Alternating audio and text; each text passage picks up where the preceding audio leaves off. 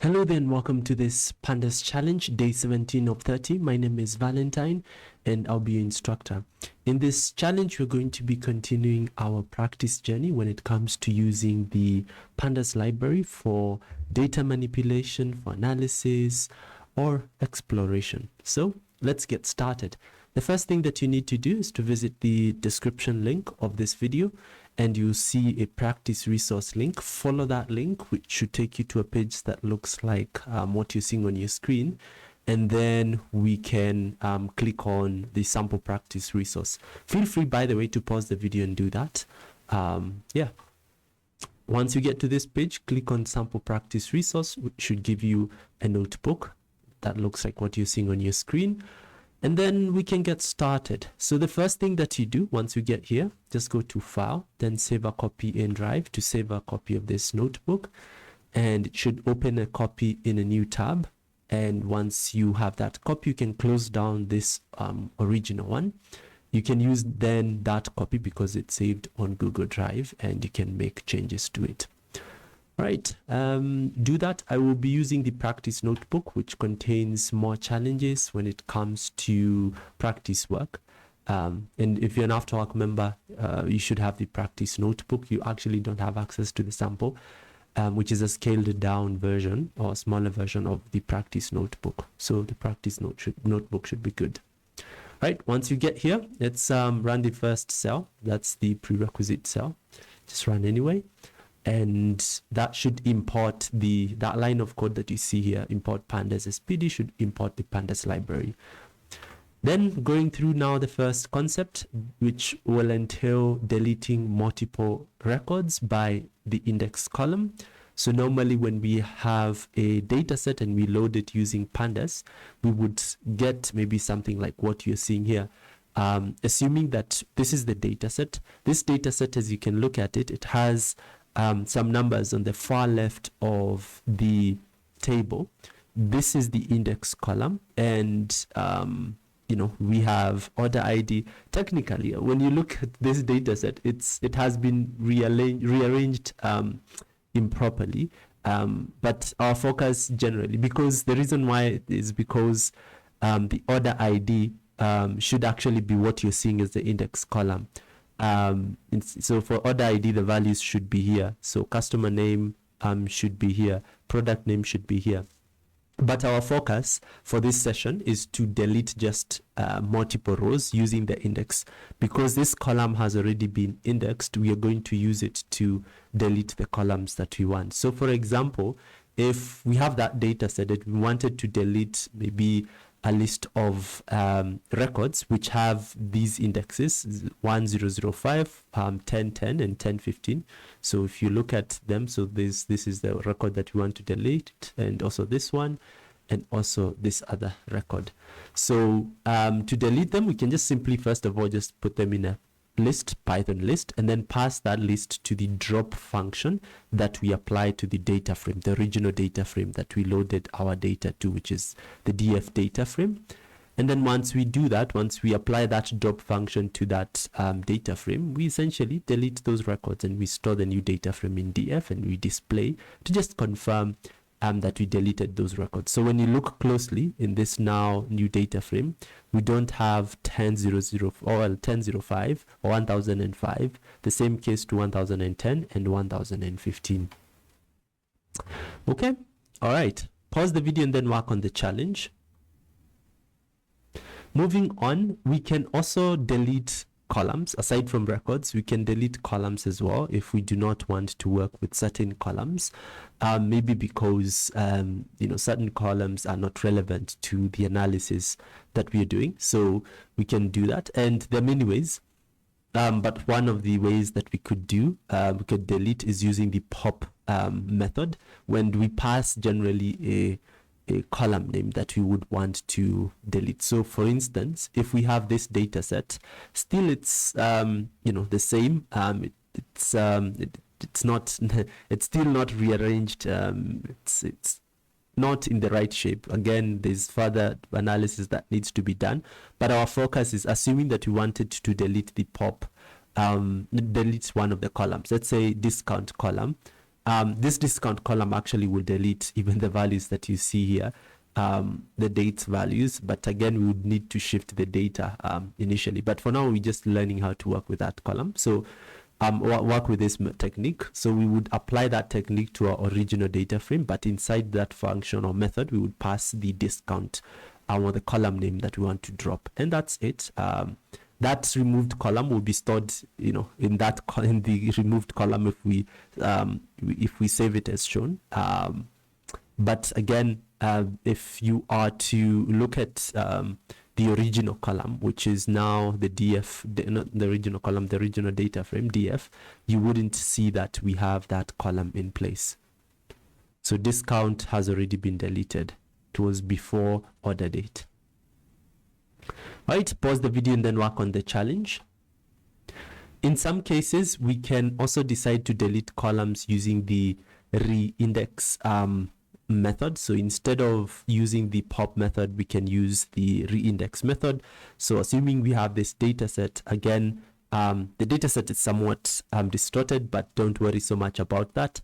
And we wanted to rename the column in a way that we would want. Say, for example, in our case, this is the data that we have. If this is the data that we have, we could even just define the column names in this list, and then those are the columns that we want to keep, these ones, and then pass that to the reindex function and set it as the value for the columns parameter in that function. It's shown here. And essentially what will happen here, we are also deleting the discount column. We don't have the discount column here. So we're just essentially setting the columns that we want to work with. And there you have it. We don't have the discount column here. Right, pause the video and then work on the challenge. Moving on, in some cases we can decide to rank or to create a new column that will rank values for the respective columns that we have. So for example, if we have this data set that you see here, which is loading, it's taking a few seconds to do that. Let's just wait for it. Okay, so once we have seen the data, we might want to maybe rank the data using maybe a particular column that we would want. So assuming that we would want to rank by maybe a certain column. What column would that be? A good one would be, let me see, I think like total price. Let's say total price in our case over here, total price. Okay, this again, this data set needs to be shifted. Yeah, let me see if I can shift it, or maybe not. Let me not shift it. Let's just first of all understand the concept, and it's a concept that we've worked with in the past. I think the rest of the examples, the data sets that we have for the examples are a bit more clearer. But for, let's say, assuming we wanted to rank by this column, which is written total price, of course the values would be these values that we see here. But for now, let's just work with these values for just ease of learning. We can apply the rank function to the total price column to rank by that, and we set the approach that we want to use for ranking, so where we have higher values ranked first, and we create a new column for that. So the values that we get here, the rank values, we store them in a new column called rank, and then later we sort the entire data frame using the rank column, and essentially after that we display the data set after now that ranking. So if I preview this, I should be able to see that we have a new data set that contains, okay, sorry, reload that again, a new data set that contains rank, but now based on the total price values. All right, pause the video and then work on the challenge. Just apply the same concepts. Moving on, we can create a pivot table with multiple aggregation functions. So in some cases, we might want to create a summary table. Say, for example, if we had this data set that we have here, and this is now correctly labeled. So assuming that we had this data set, and we wanted to, let's say, create a pivot table with multiple aggregation functions. So in some cases, we might want to create a summary table. Say, for example, if we had this data set that we have here, and this is now correctly labeled. So assuming that we had this data set, and we wanted to, let's say, create a pivot table with multiple aggregation functions. So in some cases, we might want to create a summary table. And we wanted to to create a summary table that contains maybe product category, then total price and quantity. That would be the sum of total price and quantity. Then we can use a pivot table. We apply the pivot table function to the original data frame, and then we set the index column. That's the column that will be on the left side of the pivot table. Then the values that we want, that's on the right side, we want total price as well as the quantity. And then we also want to have the aggregation. We want to perform aggregation in terms of the sum of the total price for each product category as well as the quantity. That's the mean quantity for product category. That's what we do in this particular case, where we set the aggregate function. That's not the aggregate parameters value to a dictionary of key values that will contain the column plus the aggregate function that we want. Then we just apply the reset index function at the very end to have a pivot table, to have an output that has some that comes out as a data frame. So that's what we do, and this is what we get here. All right, pause the video and then work on the challenge. In some cases, we might also want maybe to sort the data that we have by multiple columns. So for example, in this data set that we have here, we could want to sort this data by, first of all, the city column, and then we would also want to sort by the total price. And also set how we would want to sort those values by. So for example, for city column, we might want to sort it in ascending order, so from little or the lowest value to the highest values. And for total price, we would set that we want to sort those values from the highest to lowest. And that's it. And you can see, first of all, we've sorted the records by city column. Then for, let's say, Atlanta, the ones that are tied, we then sort them by price. So you see unit price, we have sorted them by in descending order, as shown here. Pause the video and then work on the challenge. Moving on, we can decide to select specific columns in our data using the iloc method, which just simply entails being able to specify what are called integer positions. So in our case, if we wanted to select all the records, but again only want to select the first three columns, or not, just maybe the first column, then the third column, and also the fourth column, how we would do that is use the iloc method and apply it to the original data frame. And then inside that method, we specify that we want to select all the records for those columns, all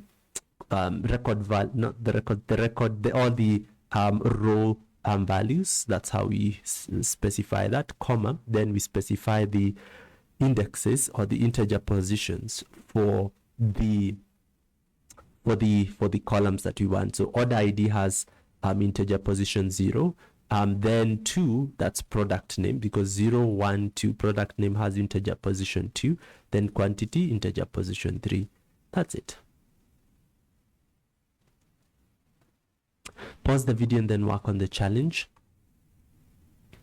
In some cases, we might want to ensure that the data that we are working with has been stored or uses the least amount of memories or memory possible. So initially, we might want, first of all, to maybe determine the data types, or check for just memory information. You can just say info. That should give us some estimate in terms of the amount of memory this data frame contains, to give us also the data type information for each column. But the memory usage is about 7.91 plus KB. If we want to now, let's say, efficiently store some columns, column values, we could do now what is called downcasting. So for example, we could decide to select first of all the integers and float columns, and then decide to downcast them such that integer columns like int64 would be stored possibly as int32. But to automatically do that, we would use the apply function and apply it to the column values, or columns, not column values, columns from the data frame that we have. And then use the pd.toNumeric function to downcast to perform now that particular conversion of converting from specific data types to the other data types. And then we can display that. But again, when you look at, let me do info and rerun this again. You can also use info to just get more information about that. So when you look closely, you can see that memory usage initially was 7.9, here it's 4.3. And also for int, the data types, this are called sub data types, we have int64 here, and here we have int16 for some of the data types, as well as quantity int8. All right, pause the video and then work on the challenge. In some other cases, we might want to filter for data using multiple conditions. But again, we might want maybe to also not select some records that are specific to some sort of condition. Like in our case, when we are looking at this data set of customers that we see here, we might want to select customers that are, or female customers, and that are greater, that have an age, that are greater than 40, in terms of they have an age greater than 40, but not in Texas, not in TX. That's what we do here. We just specify using the operator that you see here. But again, but not only that, I think what even the focus of this particular concept is just about using the inversion operator, or not the inversion operator. It's usually a tiled operator, which is the operator that you see here. It's usually typed on your keyboard when you press shift, then the button next to the number 1 on your keyboard. The one, when you see 1, 2, 3, the button that has the value 1 on the left, that button actually that's above the tab keyboard, the tab key. That's how we are able to also use it. So here we're specifying that we don't want records that so the inverse of this. So yes, so we want records that are not in Texas, but essentially this negates this particular case. So I believe here we should get records that are in Texas. But again, you can modify this to your preference. Yeah, so sometimes, like this, you may not necessarily use what you have here. You can just use double equal sign and remove this to just get the same output. Yeah, so that's just an operator that we can also use when we want to also apply some complex conditions. Pause the video and then work on the challenge. In some cases, we might also want to use a different technique to perform filtering, maybe the easing technique, which again, we're just practicing to use it. But in many cases, especially when you're reviewing code, you might realize that they've used this approach. And this is just one of those ways that helps you to just practice a bit more. So here we might have the data set that you see here, but we want records that have a category, either electronics or office supplies. So we just define, first of all, the list that contains the values that we want to use for our conditions. So, and then we just pass that to the isIn function, which we apply to the column that we want to use for the condition. So want to get all columns that are, want to get all of records that have a category either as electronics or office supplies, and that's what we get, and we display that. Right, pause the video and then work on the challenge. All right, yeah, so that's it with regards to this challenge. If you found it useful and of value, be sure to give it a thumbs up. It helps also know that we're doing a good job, and also it helps other learners to just know that it's a good resource. If you'd want to be informed when we post such future learning experiences, be sure to subscribe to this channel, and all the best in your learning journey. See you in the next challenge. That's challenge Pandas Library Challenge on day 18. Bye-bye.